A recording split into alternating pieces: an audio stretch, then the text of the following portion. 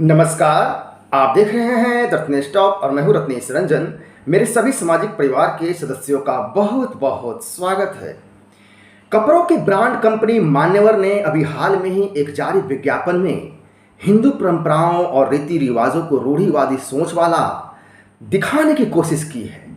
विज्ञापन में आलिया भट्ट वही आलिया भट्ट है जिसके पिता महेश भट्ट और वही महेश भट्ट जो खुलेआम कुछ दिनों पहले अपनी बेटी पूजा भट्ट से शादी की इच्छाएं जता रहा है। ऐसी इच्छाएं रखने वाला विकृत मानसिकता वाला लोग अब ऐसे विकृत मानसिकता वाले लोग की फैमिली अब हमारे हिंदू परंपरा रीति रिवाज जो कन्यादान जैसे विषय हैं उस पर ज्ञान देंगे, तो यह भी अपने आप में एक बड़ा सवाल है और विचारणीय भी है कि ये लोग जो बोलते हैं कितना तर्कसंगत होता है।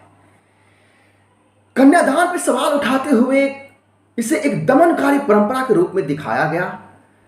कन्यादान की जगह पे कन्या मान के तौर पर एक तर्क दिया गया।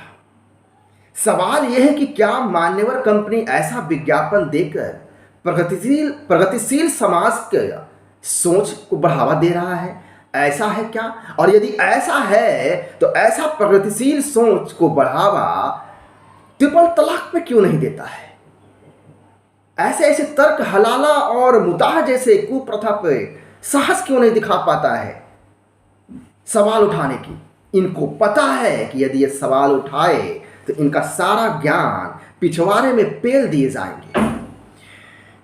इसमें एक बात और ध्यान देने वाली यह है कि विज्ञापन में कन्यादान पर जो सवाल उठाए गए हैं, इन जिहादियों वामपंथियों को मैं बता दूं कि कन्यादान का मतलब ये नहीं होता है कि कन्यादान को किसी करके अपनी कन्या अपनी बेटी को ही किसी को दे देना।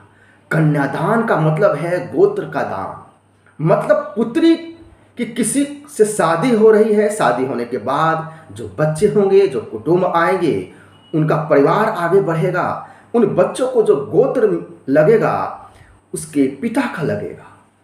इसके अलावा एक और इसका सांकेतिक अर्थ ये है कन्यादान का कि जिस समय मंडप में शादी हो रहा होता है तो कन्या का पिता ये पंडित जी के माध्यम से संकल्प लेता है कि जिस कन्या का भरण पोषण वो कर रहा था अब तक, उस कन्या का भरण पोषण और उसकी जिम्मेवारी अब विष्णु रूपेण वर की होगी, यानी कि कन्या के पति की होगी।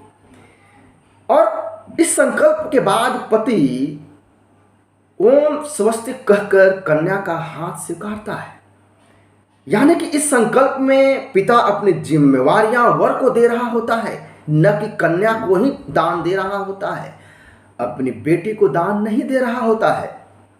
अगर वाकई में कन्या को दान दिया जाता रहा होता, ऐसा कॉन्सेप्ट होता, तो वधू दान के बाद वह दासी कहलाती, घर की लक्ष्मी नहीं कहलाती। यह भी आप विचार करें।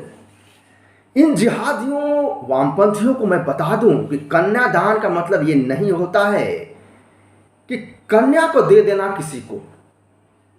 यह भी आपको नहीं बात समझ में आएगा, क्योंकि इन लोगों को हलाला मुताह ट्रिपल तलाक जैसे कुप्रथा इनको समझ में नहीं आती, तो ये कन्यादान कैसे समझ में आएगा?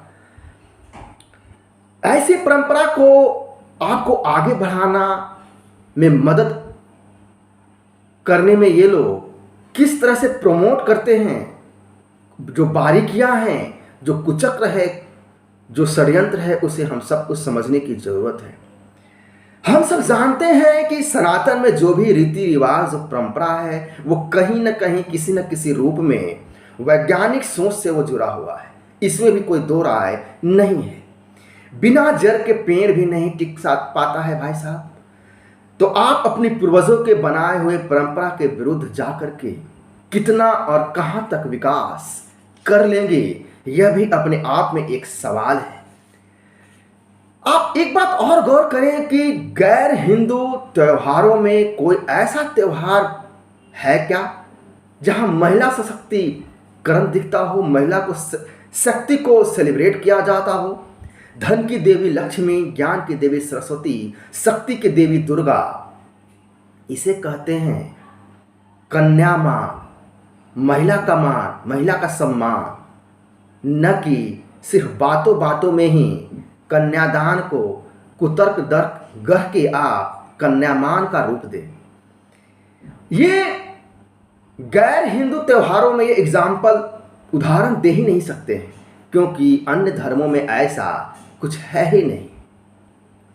अन्य धर्मों में तो महिला को खेती माना जाता है, और किसमें खेती माना जाता है? उन्हीं के लोगों के द्वारा जिनके लिए धरती अब तक चपटी है।